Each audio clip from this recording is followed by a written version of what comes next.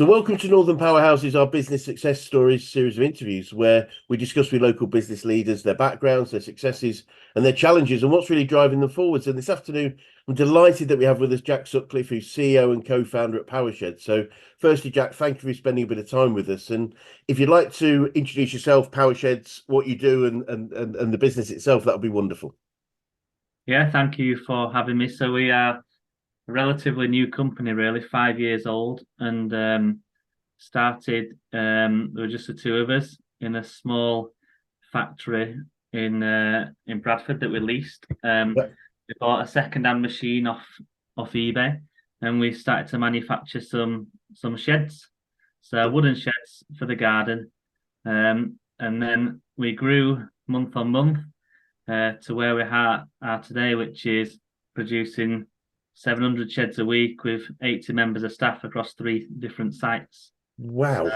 we've had a bit of a journey in those 4 or 5 years' time, but that's what we do. So we've diversified now into more than just sheds. So we do log cabins, summer houses, potting sheds, gazebos, pergolas, basically anything for the garden out of wood is what we manufacture and supply through our website, powersheds.com, and then through a number of different retailers across the UK, whether it's Wicks or Travis Perkins or Robert Dyer. So that's what Fabulous. we are.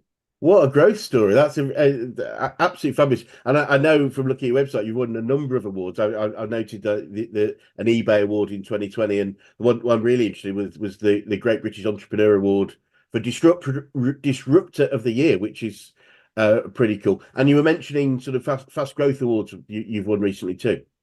Yeah, so position 20 in the fastest growing companies in the UK, according to the Sunday Times. The fastest growing company in Yorkshire in the Ward Hadaway fastest 50, and the eBay award was for innovation. So we've kind of created a range which is a bit different to what was out there on the market, and I can explain a little bit more Brilliant. on that if you'd like me to.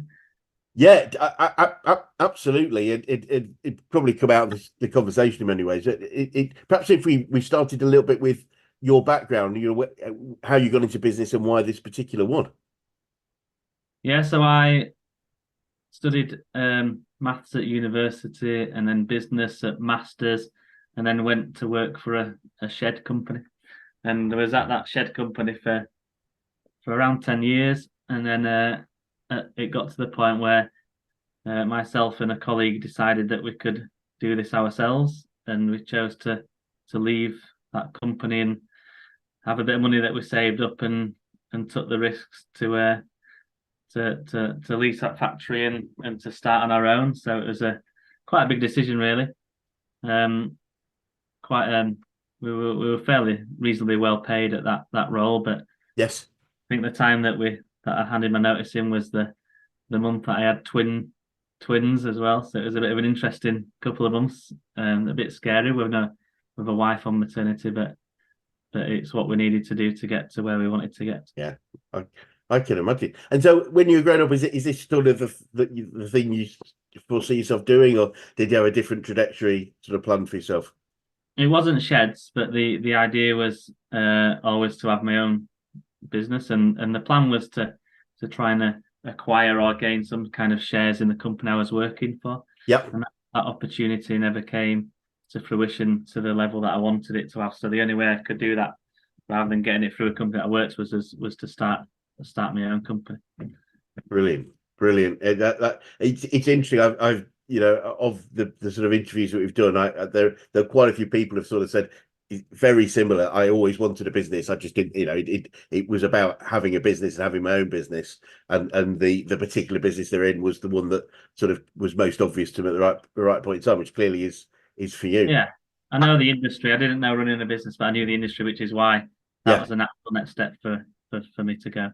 Absolutely fantastic. And you just mentioned the fact that you do things differently. What are sort of the key differences between how you approach, your products and how you approach them and other people? So at the time, it was about 5 or 6 weeks if you wanted a shed delivered in the UK, Yeah. particularly in summer. So if you imagine an 8 foot by 6 foot shed, which is the most popular size shed that you Yes. can buy, it's quite a difficult product to deliver. It's big panels. You have to send it on the back of a transit Yep. van. You have to build a full run to go down to Southampton to deliver your 6 sheds. Yeah. So we developed a whole range of different sheds, but based on a modular concept where instead of an 8-foot panel, you had two 4-foot panels. Instead of a 6-foot end, you had a 4-foot and a 2-foot panel. Instead of an 8-foot by 6-foot floor, you had two 4x8 panels, and that meant that you could make it modular, which meant it was in a much more scalable product to manufacture and trade. But more importantly, it meant that every panel could fit on a pallet, and because it could fit on a pallet, we could send it through a pallet delivery network and then offer a next day delivery nationwide rather than a 6-week delivery.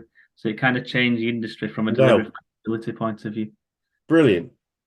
That, what I love about innovation is when you've innovated. I mean, obviously no one else is doing it. It was an amazing idea, but it seems so sensible now you've done it. Does that make any sense? It's sort of it's a little bit like the mattresses were difficult to deliver, and then one company brought out a mattress in a box, and it gave that delivery flexibility where you could pick your own delivery date. But now every company is doing mattresses in the boxes, so it kind of changes the way that the industry works. And even though other companies have dabbled in pallets deliveries, no one has done it to the scale and level that we had done.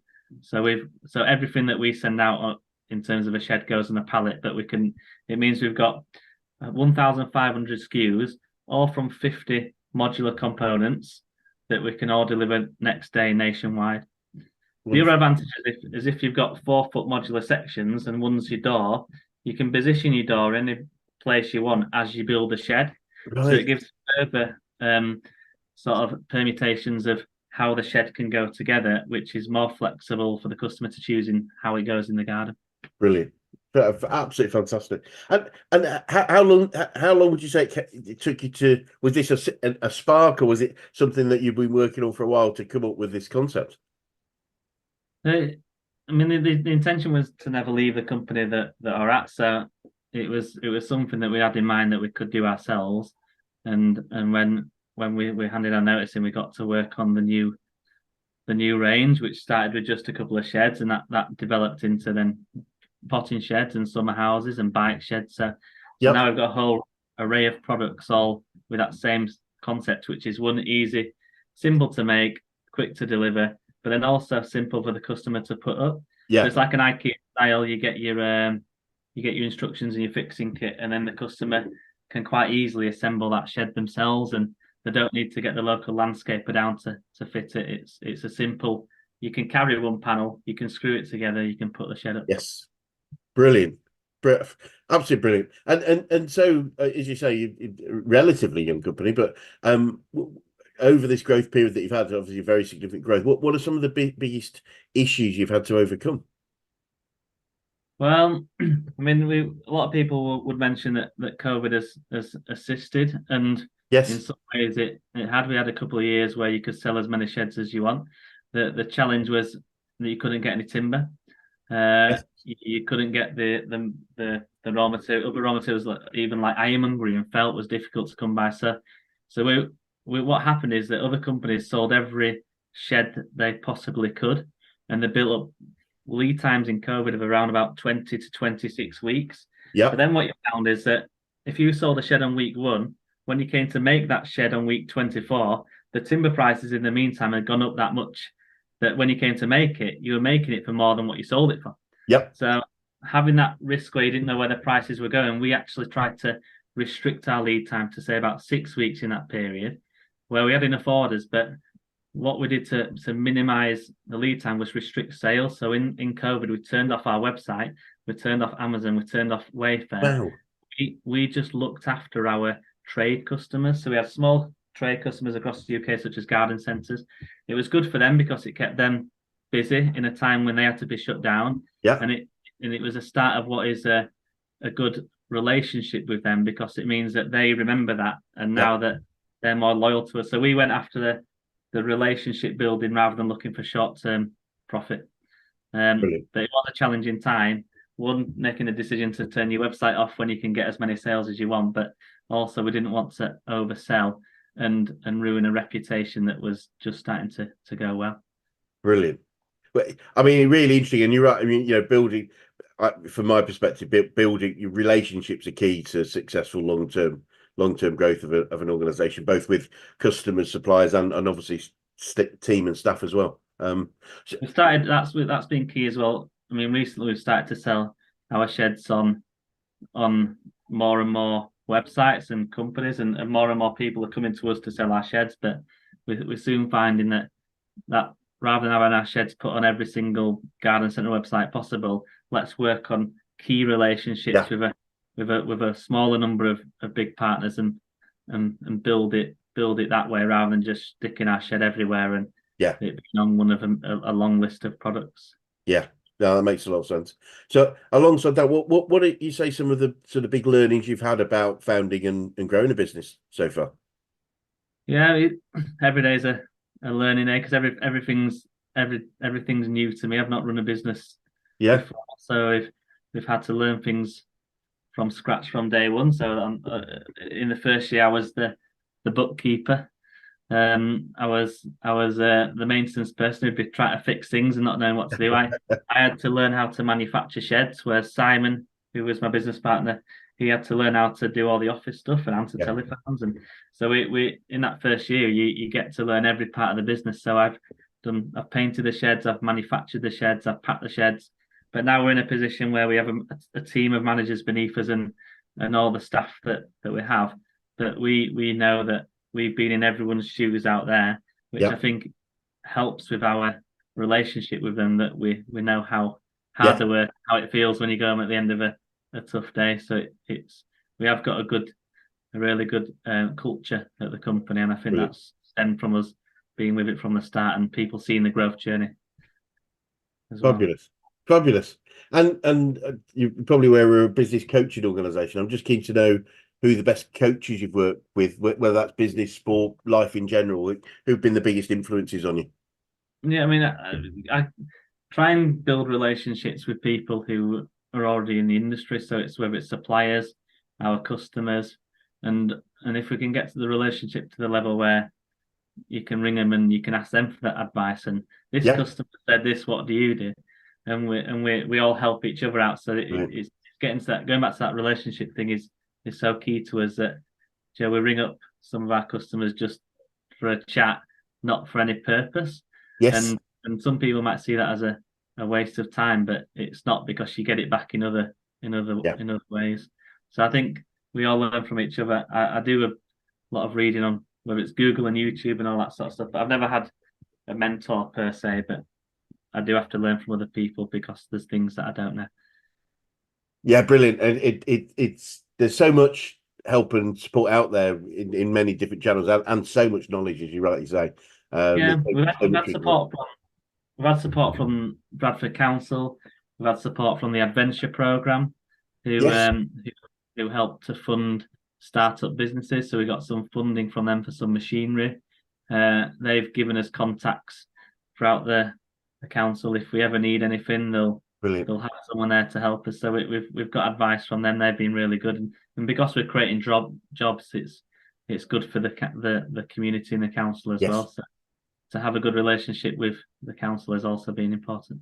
Yes, I work quite closely with some guys at the Leeds, certainly Leeds City Council, and there's so much opportunity and support and funding available, a lot more than I was aware of, and it's great to see that they're investing in, as you say, local businesses, which creates local jobs, which is wonderful. Yeah. And so, Jack, what would you say you learned about yourself through your journey so far? I think I've learned that if you spoke to me 10 years ago, I wouldn't have come on a podcast, that's for sure. So I think that like I've seen people who's come into our company who wouldn't speak in front of a group of people, and I've learned that once you get comfortable at it, I can believe that we can train anyone to do that and get that level of comfort. So I think what I've learned myself is growing in confidence, and with the right support and right team, then I feel that we can get everyone in our company is confident enough to speak in front of people, to have a difficult conversation. So I guess it's a confidence thing that I've done now talks in front of big groups of people, and that's something I thought I'd never be able to do. So I think that's the biggest thing that I've learned is to develop the confidence. Wonderful, absolutely brilliant, and it's such a as I say, it's an important skill, but to be able to speak to people, especially, I mean, even if it's just our team, we've got obviously a very large team there, to be able to communicate effectively, I think is a real strong skill for an effective leader. And one-on-one, and Yes. we have many difficult conversations that are harder to speak to one-on-one than it is in a group of people sometimes. And Yes. I think to Yeah. have that, to be able to handle it, or whether it's a customer who's unhappy and then not feeling too bad yourself. So Yeah. the conversation side is the quite important. Yeah. Brilliant. Brilliant. And so looking forward, I mean, if you've had such an amazing uh, success so far, but what does the future look like for you guys, and what challenges do you think you might face, if any? So as we were growing quite significantly, we were winning quite a lot of awards. We started to get a lot of people talking to us who wanted to buy us or invest in us or help us out. And then in August 22, we sold half of the company to a company called BSW Timber, who's the Right. biggest timber forestry milling group in the UK. And they're owned by Binderholz, who's the biggest timber forestry milling group in Europe and fourth largest in the world. So they have now essentially gone into a joint venture with us to help us grow in two ways. So that's by continuing to diversify into new products that are made out of wood, because they Yeah. supply the wood. So that's good for them and good for us. And then secondly, helping us internationalize and get in with some of their customers. So they can connect us with like the Home Depot and Lowe's in the US. They can connect us with some of the biggest DIY chains in Europe. And we are just about to go live in two countries, in Germany and also the Republic of Ireland, Brilliant. with their support. And then should we prove that concept works, then we'll hopefully open up in other countries in the world and become a multinational brand in what I think is a relatively unbranded market. There's not many people Yeah. who know a shed brand out there. So if we Yeah. can be the first to create that big brand in the UK and overseas, that's kind of the plans for the next 5-10 years. Fabulous. Absolutely fabulous. And what would you say? I'm interested in what you say to anyone that's thinking of going into business right now. That you'll have some tough days, and I think you've got to know that that's probably what every entrepreneur will go through. And I'm not saying you have to enjoy the tough days, but you certainly need to expect them. There's times when it's quite scary, and times when it's difficult, times when it's lonely, and you're not alone when these things happen. I think it's just the normal sort of process that everybody goes through who's setting up a business, and there'll be times when you think you can give up, but if you're willing to, the tougher it is, the kind of more reward you get. I actually was happier in my first year when I was earning no money than what I was in the last year of my old job, earning a good wage, because it's so much more fulfilling. Yeah. And even though it was tough, and there were times when you're thinking, it took us a week to sell a shed, and you're thinking, what have I done? But when you sell that shed, it makes it all worth Yes. it. Wonderful. And I mean, it's great. It's great to see how well you guys are doing, and just the success is wonderful, and the plans for the future. Just and I guess just looking back a little bit, if you started again, is there anything significant you think you do differently? I try not to dwell on the mistakes that I've made, because I probably make mistakes every single day. I'll make mistakes whether I've said the wrong thing to a member of staff, or I've made the wrong decision. But because we've growing and changing and bringing out new products and trying to be innovative as quickly as we possibly can, and we might be making that many decisions in a week, that I'm always going to do things wrong. So I don't want to beat myself up about it, because I know that I'll try and make 8 or 9 things right, even if I do 1 or 2 things wrong. So obviously you can learn from your mistakes, but I don't dwell and look back and regret anything, because you learn more from when you do something wrong than when you do something right. 100%. I think it's anybody that's never failed probably haven't learned a whole bunch. They might be very lucky, But we try and do that with our managers. So they'll make we'll try and let them make the decisions themselves, and if Yeah, they make the mistake, we're all right with it because yeah, I know they'll get more from that than they'll. So we don't want them to come to us and ask for approval for things. We'd like them to go and do it themselves, and we'll tell them if they do it wrong, but it means that they'll brilliant. do it better next time and learn quicker. Brilliant. There was a large computer company, I can't remember which one it was, it's going back sort of 30, 40 years, but they used to, with every new employee, they give them a get out of jail card from the Monopoly set. They give them one of those and they say, look, when you make your first big screw up, relax, just come and hand this in and we'll go and we'll just talk about what you've learned. And I absolutely believe it's the challenge in many businesses we see is because they have a blame culture, innovation can't flourish because it's like I can't, it's better to do nothing or make no decision than make a decision that's wrong if I'm going to get blamed. So it's great to see how well you encourage people to do that. And it's interesting you talk about problems. I remember dealing with problems. I remember the CEO of my organization. I remember him saying a long time ago, he said the purpose, the job of a business owner primarily is to solve problems. So if we don't like problems, don't have a business. It was sort of as simple as that. And what I've sort of seen since then is that, or come to believe, is that growth typically causes problems. I mean, when we grow, that's what they call growing pains in children and stuff. As we grow, things are Yeah. stretching, and we're bound to have problems. And I think often problems can be seen as a function of growth. So actually, if we had no problems, we may not be growing as fast as we could. Yeah, and it's like we're trying to get into Ireland and Germany, and it's been really, really difficult. But I'm glad it's been really difficult because if it wasn't, everyone else would go and do it. Yes. It's when everyone says, "Oh, we need to stop doing this; it's too hard." If we no, let's keep going, let's get through it. Because if we can, no one else will be able to copy us because they'll give up at the same time. So Wonderful. What a really great positive way of looking at challenges. It really is. I mean, I could see. I would imagine that's a big part of how of function of your success is approaching challenging situations with that sort of mindset. yeah, things are tough, and I'm sure there's lots of tougher things out there than a shed company trying to sell a.